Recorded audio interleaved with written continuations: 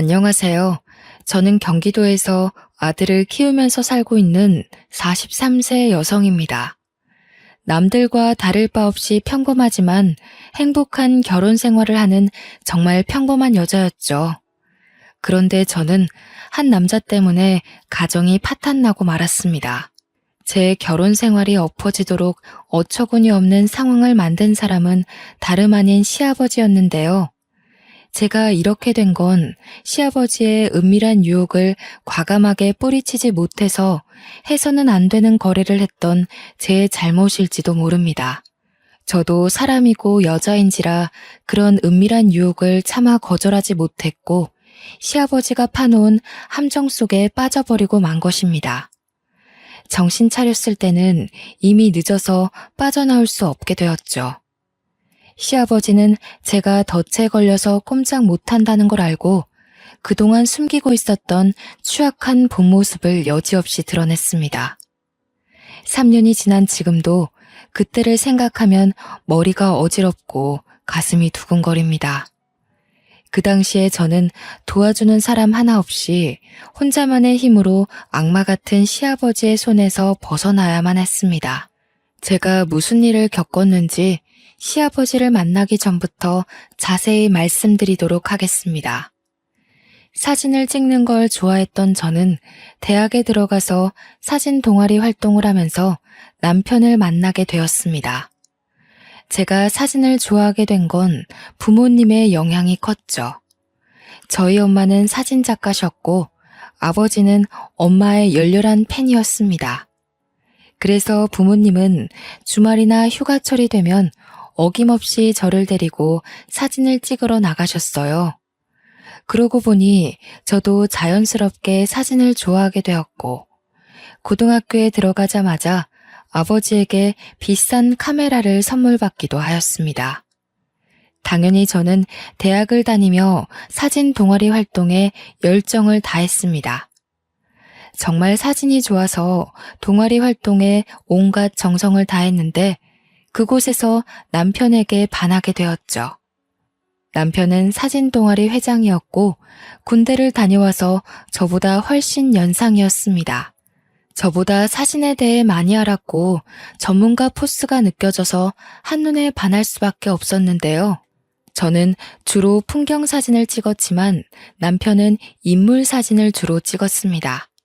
남편은 아이들이나 도시인들의 모습을 포착해서 필름에 담는 걸 좋아했거든요.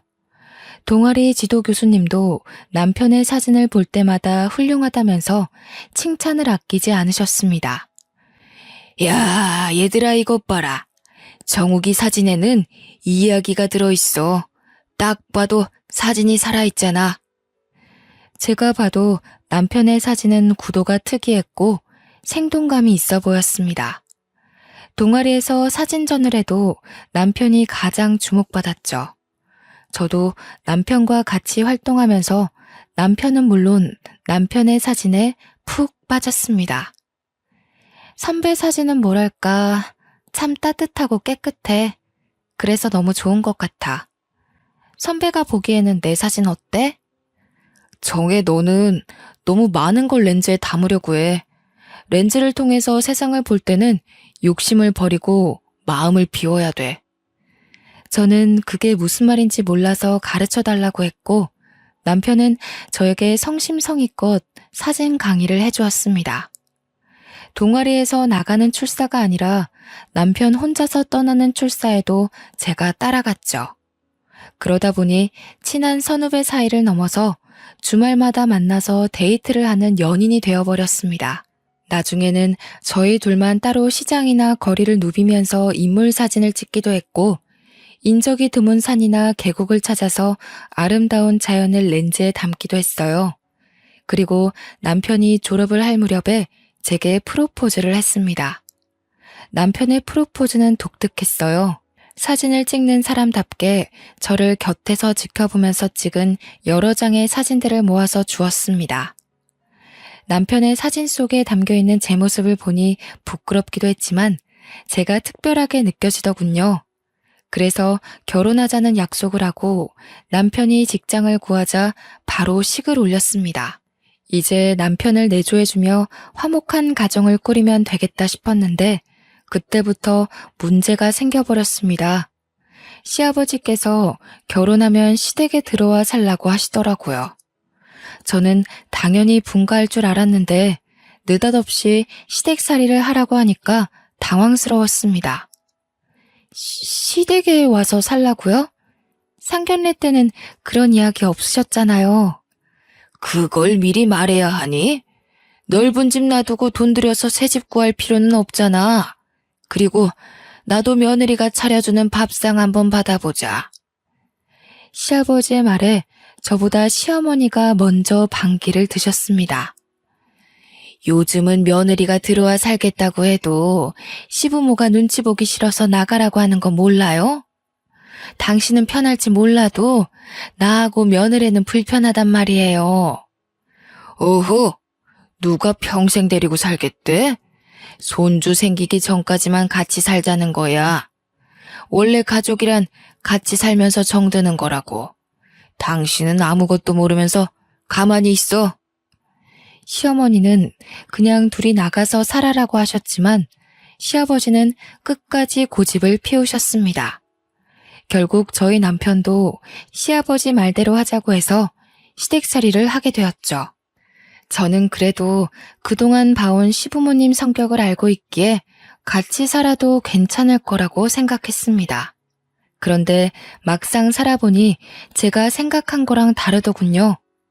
시아버지께서 부지런해도 너무나도 부지런해서 울고만 싶어졌습니다.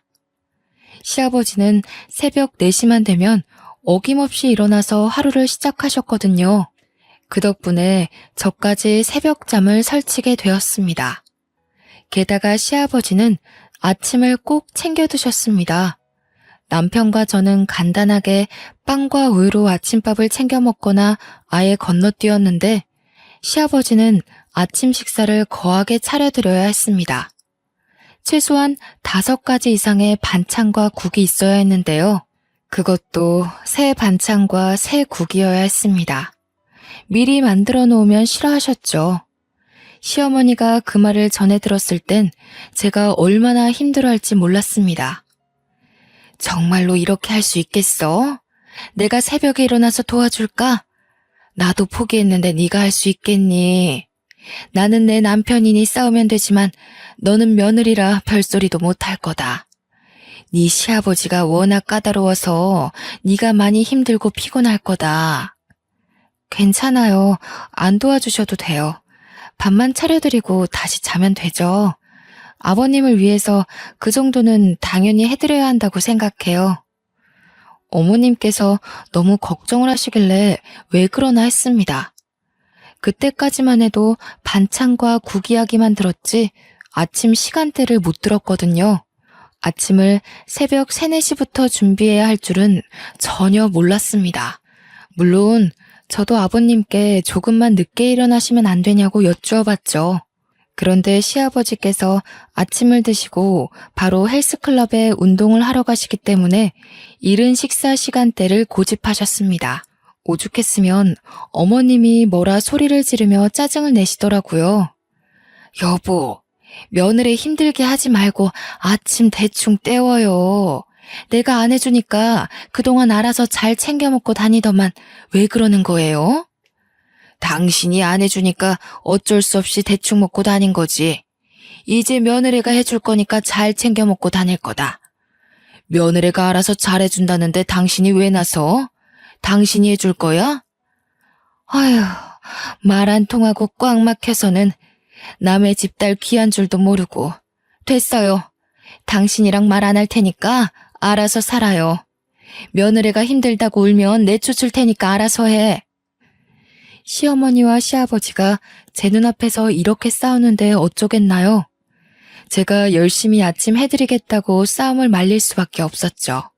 처음에는 아침 잠에 유혹을 뿌리치고 자리에서 일어나서 아침을 준비하는 게 정말 힘들었는데 시간이 지나면서 익숙해지자 몸이 알아서 적응해 갔습니다.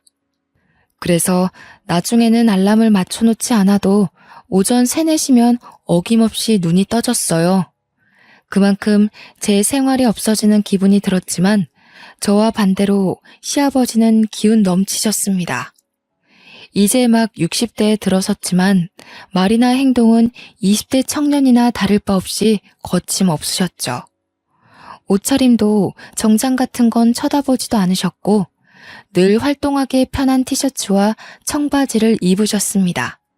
남편 말로는 아버님께서 물려받은 재산 없이 자기 힘으로 기업형 부동산을 운영했다고 하는데 그래서 그럴까요? 남들과 다른 점이 많이 보였습니다. 저한테도 부지런함을 강조하며 앉아있는 꼴을 보지 못하셨습니다. 집안일에 트집을 잡으시면서 저한테 끊임없이 지적하셨죠. 얘야, 저기 저거 보이니? 장식장에 먼지 쌓인 거. 저거 보이면서 모른 척 하는 거지? 너처럼 게으르면 안 되는 거다. 당장 일어나서 저것부터 닦아라. 여자가 돼가지고 왜 이렇게 집안일을 못하니? 그것밖에 못 배웠어? 아, 네. 지금 치우겠습니다. 여기만 닦아도 될까요? 무슨 소리? 여기도 닦아라. 그리고 여기도 정리해. 너무 지저분하다. 체력이라도 안 좋으시면 쉬실 때 저도 같이 쉴 수 있는데 그러지도 못했습니다. 낮잠도 안 주무시고 눈에 불을 켜면 집안일에 흠이 없는지 감시하셨으니까요. 이게 다 하루도 빠지지 않고 헬스클럽에서 하시는 운동 때문인 것 같았습니다. 체력이 있으니 저를 못살게 구는 거겠죠. 집안일 하기도 벅차 죽겠는데 저한테 몸매 지적까지 하셨습니다. 남편이 퇴근하고 와서 소파에 누워있길래 저도 같이 누워있었는데 아버님이 저한테만 뭐라 호통치시더라고요. 아유, 너는 내가 볼 때마다 누워있는 것 같다. 여자가 돼가지고 몸매 관리도 안 하는 거냐? 어째 갈수록 살이 붙는 것 같아. 곧 애도 가져야 할 텐데 뱃살이 늘어나면 애 낳는 것도 힘들어진다. 나를 봐. 어디에 가도 환갑을 넘긴 나이라고 하면 모두 깜짝 놀라. 네, 해야죠. 해야 되는데 몸이 안 따라주네요. 아버님께서 제 몸을 위아래로 훑어보시더니 자기 몸을 보라며 근육질 몸매를 자랑하셨습니다. 안 그래도 결혼 후에 나날이 늘어가는 뱃살 때문에 걱정됐거든요. 게다가 운동하러 간다고 하면 아버님 눈을 피해 조금은 쉴 수 있을 것 같아서 시아버지가 다니는 헬스클럽에 등록했습니다. 그곳에서 비교적 수월해 보이는 요가 수업을 등록해 마음의 위안을 좀 얻으려고 했는데요. 그런데 그 헬스클럽에 들어간 순간 이상한 느낌이 들었습니다. 제 또래가 별로 없더라고요. 50대 이상의 중년 아줌마들만 운동을 하고 있어서 의아한 느낌이 들었습니다. 아줌마들도 제가 신기했는지 저를 보자마자 깜짝 놀라면서 반겨주더군요. 아이고, 오랜만에 젊은 아가씨가 들어왔네. 안녕하세요.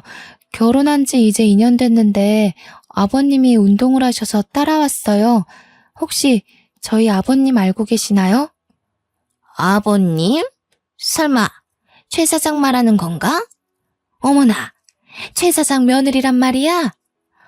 아유, 그 깐깐한 최 사장의 시아버지라니 참 힘들겠어.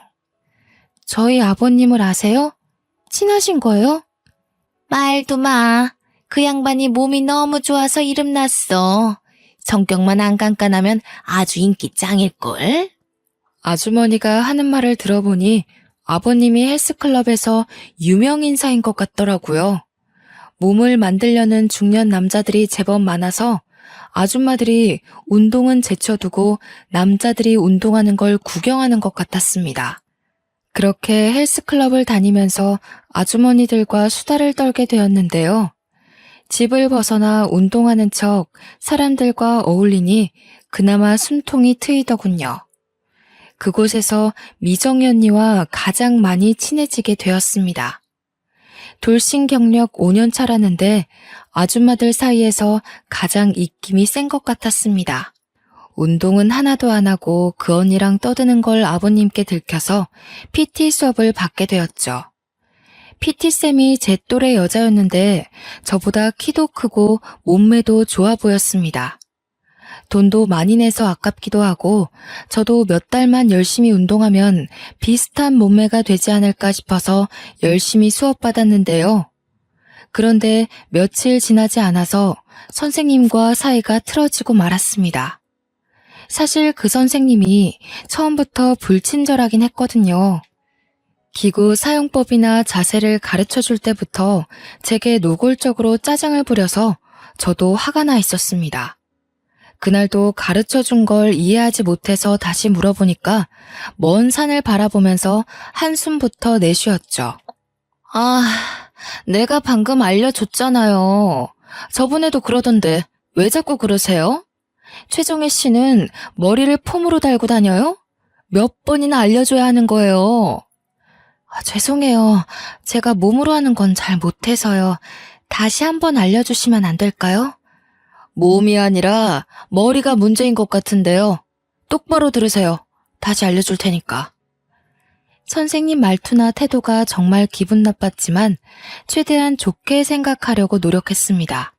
여러 사람을 대하는 직업이고 계속 같은 말을 반복해야 하니까 스트레스가 쌓인 거라고 이해했는데요. 하지만 시간이 지날수록 저를 대놓고 무시하는 게 눈에 보였습니다. 자, 저번처럼 또 물어보지 말고 잘 보세요. 다리는 최대한 구부리라고요. 허리는 쭉 펴고요. 그날도 본 운동을 시작하기 전에 스트레칭하고 있었는데 자세가 마음에 안 들었는지 저를 물건 다루듯이 막 만지고 옮기더라고요. 당황스러워서 순간 몸이 굳어버리니까 선생님이 평소보다 더 짜증을 냈습니다. 아니, 움직이라고요. 그게 아니잖아요. 진짜 짜증나게 하네. 머리를 들라고요.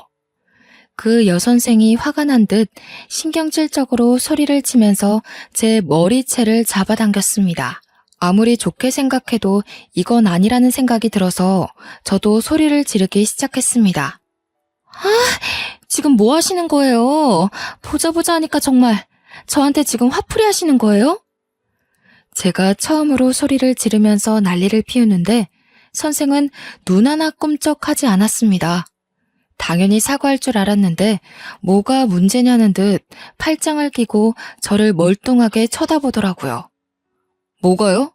지금 그쪽이 못해서 이러는 거 아니에요. 운동을 하자는 거예요? 말자는 거예요? 아니, 운동 가르친다고 머리채 잡아당기고 소리 지르고 이래도 되는 거예요? 이런 일이 한두 번도 아니고 당장 사과하세요. 최정혜 씨가 말귀를 못 알아들으니까 직접 몸으로 보여준 것 뿐이에요. 제가 왜 사과를 해야 되죠? 사과는 그쪽이 해야 하는 거 아니에요? 뭐라고요? 진짜 미친 여자 아니야. 뭐 이런 게 다 있어? 나 사과 받고 환불 받을 거니까 당장 팀장 불러와. 제가 선생한테 삿대질을 하면서 소리를 질러대니까 아줌마 부대가 몰려오더군요. 트레이너 팀장도 제 목소리를 듣고 급히 달려오는 게 보였습니다. 저는 사람들 앞에서 당한 일들을 그대로 말했지만 저한테 갑질을 해댄 선생은 제가 하는 말이 거짓말이라고 하더라고요. 팀장은 누구의 편도 들지 못한 채 난처한 표정을 짓고 있었습니다. 그때 미정희 언니가 나서서 CCTV가 달린 곳을 가리키며 말하였습니다. 팀장님, 왜 가만히 서 있는 거야? 둘 다 하는 말이 다르면 CCTV부터 확인해야지. 팀장이 CCTV를 확인해보겠다고 하니까 그 자리에 있던 모든 사람들이 사무실로 우르르 몰려갔죠. CCTV 영상을 재생시키니 역시나 선생이 제게 저지른 짓이 그대로 드러났습니다. 어머, 세상에 저게 뭐야? 머리채를 잡고 삿대질까지 하네. 선생님 원래 그런 사람이었어? 어휴, 뭐야. 무서워서 못 쓰겠네. 정말이네. 잘하면 한 대 칠 기세야. 너무 무섭다. 도대체 왜 그런 거야? 우리한테는 그런 적 없잖아. 우리보다 어려서 만만했던 건가? 아니, 그게 아니라 저는 잘 가르치려고 했는데요. 뭘 잘 가르치려고 했어? 딱 봐도 머리채 잡고 삿대질밖에 안 했구만. 맞아. 정신 나간 거 아니야? 동네에 소문내서 장사 못하게 해줄까? 아줌마들이 소문내자면서 수군거리기 시작하자 팀장이 그 선생에게 정중히 사과하라는 지시를 내렸습니다. 그제서야 그 선생이 마지못해서 사과를 하더군요. 저는 환불해달라고 했다가 팀장의 설득에 넘어가 담당 트레이너를 교체하기로 했습니다. 팀장은 제게 다른 남자 트레이너를 붙여주었는데요. 그 뒤로 그 버릇없는 여선생과 마주쳐도 인사도 하지 않고 외면하게 되었습니다. 미정희 언니도 저만 보면 그 여선생을 엄청나게 씹더라고요. 야, 저 봐라. 너 무시하고 지나가는 거 회원이면 웃으면서 인사해야 하는 거 아니니? 안 그래도 저 여자 마음에 안 들었어. 말도 함부로 하고 행실이 아주 개판이었거든. 미정희 언니는 그 선생이 얼굴도 반반하고 몸매도 좋다고 남자 회원들에게 인기가 많은 것만 믿고 아나무인으로 설쳐댄다고 뒷담을 해댔습니다. 저는 그 말을 듣고 맞장구를 쳐주며 예전에 당한 서름을 풀었죠. 많아요, 언니. 저 여선생 때문에 기분 나빴던 적 진짜 많아. 언니 없었으면 이미 그만두고 안 왔을 거예요. 너한테만 그러는 게 아니라 여자들한테는 아주 밥맛 없이 굴더라. 우리 클럽에 남자들이 많이 꼬이는 건 전부 저 여자 때문이야. 남자들한테만 잘해줘서 이상한 소문까지 돌더라니까. 미정희 언니가 그 여선생이 바람을 피우다가 걸려서 이혼당한 경력이 있다고 하더라고요. 자기가 지도하던 5살 연하의 회원과 바람을 피우다가 들켜서 이혼을 당했다는 거예요. 그러다 몇 달 전에 재혼에 성공했는데 이혼했다는 사실을 감쪽같이 속이고 처녀 행세를 하면서 재혼했다는 겁니다. 미정희 언니만 그 여선생을 싫어하는 게 아니었습니다. 매일 휴게실에 모여 앉아 아줌마들이 시댁과 남편 흉을 보는 것처럼 여선생 뒷담화하는 걸 듣고 있었거든요. 그러다 입이 심심해지면 간식거리를 잔뜩 사와서 트레이너들 몰래 먹곤 했어요. 팀장님한테 들킨 적도 많이 있었지만 아줌마들 입김이 세서 어찌할 수가 없었습니다. 아이고 어머님들 이게 다 뭐예요? 또 여기서 과자 드시는 거예요? 살 빼러 왔다가 살이 왕창 불어서 가시겠어요. 적당히 드세요. 우리 몸은 우리가 알아서 관리할 테니까 걱정하지 마세요. 너무 그러지 말고 정 팀장도 여기 앉아서 빵 하나만 먹고 가. 아줌마들은 싫다는 팀장에게 억지로 빵이나 음료수를 쥐어주곤 했죠. 아버님을 피해 도망오려고 했던 저는 당연히 운동보다는 푸짐한 간식을 앞에 두고 편안한 소파에 앉아서 수다 떠는 재미에 점점 빠지게 되었어요. 그런데 몇 달 후에 시아버지와 여선생이 심상치 않은 관계라는 사실을 알게 되었습니다. 그날은 운동을 하러 아침 일찍 나갔었는데요.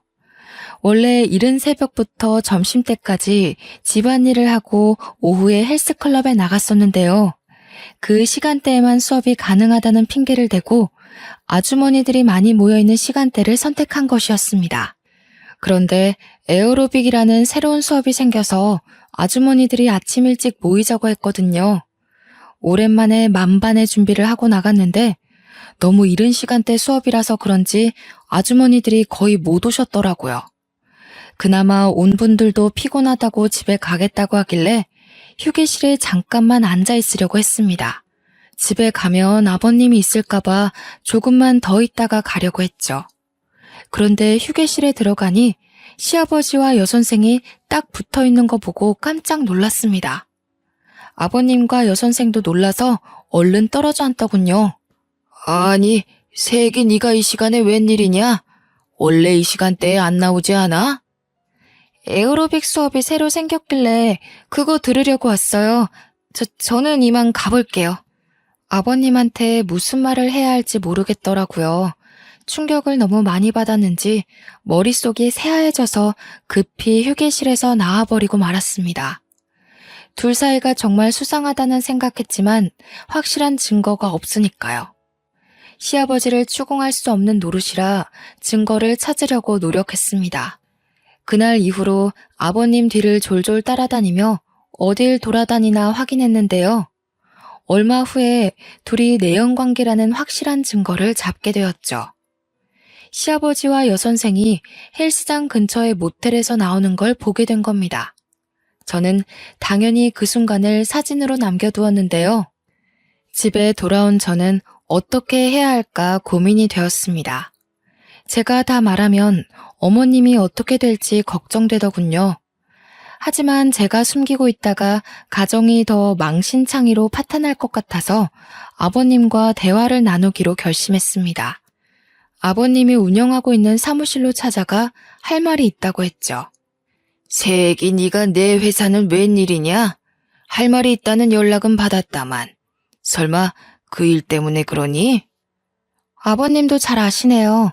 여기서 할 이야기는 아닌 것 같은데 나가서 이야기해요. 저는 시아버지와 함께 조용한 카페로 들어가서 휴대폰에 찍힌 사진을 보여드렸습니다. 아버님이 그 사진을 보고 눈이 커졌길래 마음속에 담아놓은 말들을 꺼내놓았습니다. 아버님, 대체 이게 뭐 하는 짓이에요? 딸 같은 여자애랑 내연관계를 가지다니 부끄럽지도 않으세요? 고개를 숙이고 한참 동안 말이 없던 아버님께서 천천히 입을 여셨습니다.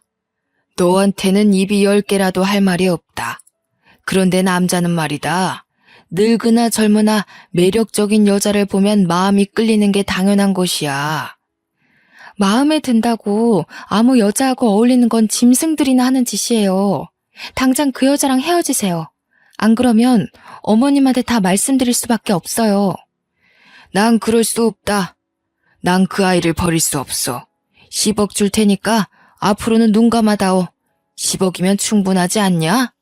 네? 10억이라고요? 겨우 그런 여자 때문에 10억을 쓰신다고요? 그래. 그 돈을 너한테 줄 테니 비밀 지켜다오. 아버님한테 10억이 어디 있어요? 저한테 10억이라고 하신 거 맞죠? 혹시 잘못 들은 게 아닌지 재차 물었지만 시아버지는 단호한 표정으로 10억이라고 못 박았어요. 10억이 어디 있냐고 물으니 저를 데리고 회사로 돌아가 시가 10억짜리 신축 아파트 등기부등본을 보여주기도 하였습니다. 자, 이게 내가 말한 10억이다. 다음 달이면 분양이 시작되는 새 아파트야. 내가 여러 채 확보해뒀는데 그 중에 하나를 너한테 주마. 분양이 시작되면 곧바로 2억은 더 붙을 게다. 그럼 이 아파트로 이사 가도 되나요? 따로 독립해도 되는 거죠? 그래. 네가 가서 살든 다시 팔든 상관 안 하마. 대신 지금 당장은 나갈 수 없어. 너희 시애미가 의심할 거다. 내가 절대 못 나가게 할 거라고 했으니. 시댁살이를 벗어날 수 있다는 말을 듣자 제 고민은 더욱더 깊어졌습니다. 시어머니를 생각하면 그냥 넘어갈 수 없는 문제였지만 10억짜리 아파트와 자유는 뿌리치기 힘든 유혹이었죠. 며칠을 고민하던 저는 시아버지의 아침을 차려주면서 제안을 받아들이겠다고 말해버리고 말았습니다. 그래, 잘 생각했다. 이제 우리는 한 배를 탄 거야. 그러니까 네 시애미뿐만 아니라 정욱이 놈한테도 확실히 숨겨야 한다. 시아버지는 자신의 불륜을 눈감아주는 것에서 한 걸음 더 나아가서 시어머니를 속이는 일에도 협조해야 한다고 당부했어요. 제가 그럴 수 없다고 하니 세상에 공짜는 없다고 이 집에서 나가고 싶으면 자기 말을 들어야 한다고 협박하더군요. 그날부터 시아버지는 저를 믿고 대놓고 내연녀를 만나기 시작했습니다. 아무것도 모르는 시어머니는 아버님이 너무 늦게 들어온다고 걱정하였죠. 그 모습을 볼 때마다 도둑이 제발저리듯이 어머님 눈치가 보였습니다. 그렇게 3개월이 지났지만 아버님이 아파트를 넘겨주는 일을 차일피일 미루기만 했어요. 그 아파트는 이미 분양이 시작되었는데 아버님은 조금만 더 기다리라는 말만 되풀이하였습니다. 제가 어머님 몰래 얼른 아파트를 달라고 재촉하니 이런 문자가 와 있더군요. 좀만 더 기다려라. 회사에서 작업을 진행하는 게 있어서 그 아파트가 내 명의로 되어 있어야 돼. 한 달만 더 기다리면 된다. 아파트에 발이 달려서 도망가는 것도 아닌데 뭐가 걱정이냐? 나는 한 번 뱉은 말은 끝까지 책임지는 사람이야. 이제는 불안하고 초조해진 사람은 저였습니다. 혹시라도 아파트를 받기 전에 시어머니가 시아버지의 불륜 사실을 알아버리면 10억도 날아가고 제 시댁살이도 영원히 유지될 것 같았습니다. 그렇게 시아버지의 불륜을 혼자만 알고 있으니 늘 마음이 편치 않고 가슴이 답답했어요. 하루는 친정에 갔는데 엄마가 제 얼굴을 살펴보면서 걱정을 하시더라고요. 시부모님이 너 못 살게 구니? 얼굴이 왜 이렇게 많이 상했어? 혹시 김서방하고 안 좋은 일 있어? 아니야, 아무 일도 없었어. 그냥 요새 운동 열심히 해서 몸이 상했나 봐. 아이고, 사람이 운동한다고 이렇게 돼? 거짓말하지 말고 다 털어놔라. 차라리 귀신을 속이지. 나는 못 속인다. 나한테 못할 말이 뭐가 있겠니? 다른 사람도 아니고 친정엄마인데 말해도 될 것 같다는 생각이 들더군요. 그래서 엄마한테 결국 모든 걸 털어놓고 말았습니다. 말만 했는데 10년 묵은 채증이 쑥 내려가듯이 답답하던 가슴이 뻥 뚫리는 것 같았죠. 하지만 제가 시아버지 내연녀 사진을 보여주니 엄마가 그 사진을 보더니 충격적인 이야기를 해주셨어요. 아니, 얘는 주희 아니니? 세상에, 얘가 사돈이랑 바람을 피고 있단 말이야? 주희? 엄마 이 여자 알고 있어? 친해? 아주 잘 알지. 얘 내 친구 며느리야. 친구 집에 놀러 갔을 때 본 적 있어. 저는 그 말을 듣는 순간 눈앞이 새하얘지고 말았습니다. 엄마는 제가 아파트를 받기로 했다는 사실을 모르고 바로 그 친구분한테 전화를 하는 거 있죠. 제가 말려봐도 가만히 있어보라며 제 팔을 밀어냈습니다. 어떻게든 맞고 싶었지만 엄마는 오히려 성질을 내며 제게 뭐라 하셨습니다. 이거 왜 자꾸 말 못하게 막는 건데? 그럼 이걸 다 말해줘야지 숨기고 있게? 넌 어쩌자고 이런 더러운 짓을 알고도 모른 척하고 있었던 거야. 아유, 세상에. 그 불려우 같은 년이 결국 대형 사고를 치고 말았구나. 결국 엄마는 친구분과 전화하더니 지금 당장 만나러 간다며 저를 두고 가버렸습니다. 저는 생각할 겨를도 없이 시아버지의 회사로 달려갔죠. 너무 급해서 미리 전화할 생각도 못했습니다. 그저 빨리 시아버지에게 모든 게 들통났다는 말을 전해야 한다는 생각뿐이었죠. 제가 회사에 도착하자마자 시아버지는 자기 사무실에서 웃으면서 누군가와 전화통화를 하고 있었습니다. 그런데 아버님이 자기야라고 속삭이고 있더라고요. 회사 사람이 아닌 내연녀와 통화를 하고 있었던 겁니다. 자기는 걱정하지 마. 바보 같은 며느리는 벌써 너한테 넘어간 아파트를 기다리고 있어. 그래, 아직 때가 아니니까 팔지 말고 가지고 있어. 조금 더 오르면 내가 알려줄게. 그래, 사랑해. 조심히 들어가. 저는 그 말을 듣는 순간 다리에 힘이 풀려서 바닥에 주저앉을 뻔했어요. 제게 주기로 했던 아파트는 이미 내연녀 차지였던 겁니다. 처음부터 시아버지는 저를 가지고 놀았던 거죠. 저는 집으로 돌아오자마자 쓰러지듯 침대에 엎어졌고 눈에서는 눈물이 흘렀어요. 10억이 날아가 버려서가 아니었습니다. 돈에 눈이 멀어서 시아버지가 파놓은 함정에 빠져버린 제가 너무 원망스러웠거든요. 한참을 울고 난 다음에 이제라도 어머님께 모든 걸 말하고 용서를 빌어야겠다고 마음먹었습니다. 그래서 외출하고 돌아온 시어머니에게 죄송하다고 빌었죠. 어머님, 정말 죄송해요. 돈 때문에 제가 정신이 나갔었나 봐요. 제가 생각이 짧았어요. 용서해 주세요. 이 집에서 너무 나가고 싶어서 그랬어요. 아버님이 너무 못살게 굴어서 너무 힘들었어요. 그런데 아버님이 자유를 주겠다면서 절 유혹하셔서 넘어가 버렸어요. 어머님한테는 안 그래야 하는데 저한테 잘해주신 거 생각하면 안 그랬어야 했는데. 용서해달라는 말만 했는데 이미 저희 엄마한테 자초지종을 전해들었나 봅니다. 화가 난 표정으로 저를 노려보던 시어머니가 한숨을 쉬며 제 손을 잡고 일으켜 주셨어요. 그래, 네가 무슨 죄겠니? 이런 집안에 시집 오게 한 내 잘못이지. 얼마나 나가고 싶었으면 그랬겠니? 네가 마음고생이 심했다. 어머님이 이렇게 말씀해 주셔서 다시 한번 눈물이 터지고 말았죠. 정말 죄송스러운 마음에 꺼이꺼이 우니 시어머니께서 친정엄마처럼 다독여 주셨습니다. 아버님을 어떻게 하실지 차마 묻지는 못했지만 제가 찍어놓은 불륜사진을 넘겨드렸습니다. 어머님이 그 사진을 보시고 씁쓸한 표정을 지으셨습니다.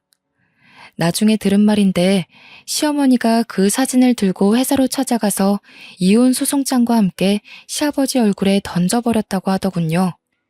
이 가짜는 것, 감히 나 몰래 바람을 펴? 너 같은 인간은 꼴도 보기 싫으니까 오늘부터 집에 들어올 생각은 하지도 마.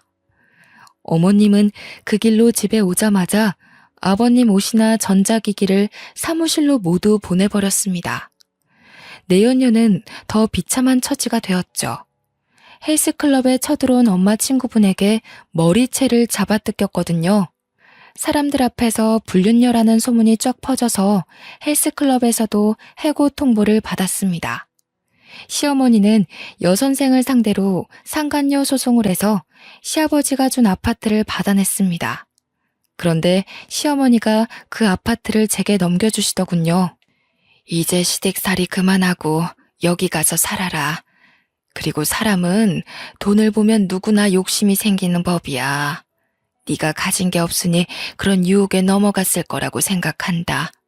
이제부터는 절대로 돈 때문에 사람의 도리를 저버리는 행동은 하지 마라. 정말 감사합니다, 어머님. 하지만 이제 저 못 살게 구는 아버님도 없는데 어머님 모시고 살게요. 어머님 모시고 살면서 어머님 속인 죄 갚아야죠. 네 뜻이 그렇다고 그래라. 나가고 싶으면 언제든지 나가도 되니까 나 신경 쓰지 말고. 알겠지, 우리 아가? 어머님이 저를 꼭 안아주면서 이렇게 말씀하시길래 죄송하다는 말을 또 전해 들었죠. 어머님과 살면서 전해 들은 건데 이혼 소송 결과 시아버지는 시어머니에게 엄청난 위자료를 물어야 했습니다. 그 위자료로 저희 부부와 시어머니가 풍족하게 살고 있었는데 또 난리가 나고 말았습니다. 시아버지의 내연녀가 제게 복수를 시작한 겁니다. 저 때문에 두 번째 이혼을 당하고 가정이 파탄났으니 제 가정도 깨버리려고 의도적으로 남편에게 꼬리를 친 거였죠. 그 사실을 알게 된 연유도 웃겼습니다. 운동에 관심이 없었던 남편이 벼랑간 헬스클럽을 다니겠다고 했는데요. 당연히 제가 다니고 있는 헬스클럽으로 올 줄 알았는데 굳이 먼 곳으로 다닌다는 것이었습니다. 그래서 남편 뒤를 밟아봤는데 남편이 다닌다는 헬스클럽에 그 여선생이 헬스 트레이너로 있다는 사실을 알게 되었습니다. 불길한 느낌이 들어서 남편의 휴대폰을 뒤져서 증거를 찾아내 보았죠. 역시나 남편은 그 여선생과 문자를 주고받으니 사적으로 만나고 있었습니다. 그 문자들을 보여주며 남편을 추궁하니 남편이 모든 걸 실토하고 말았습니다.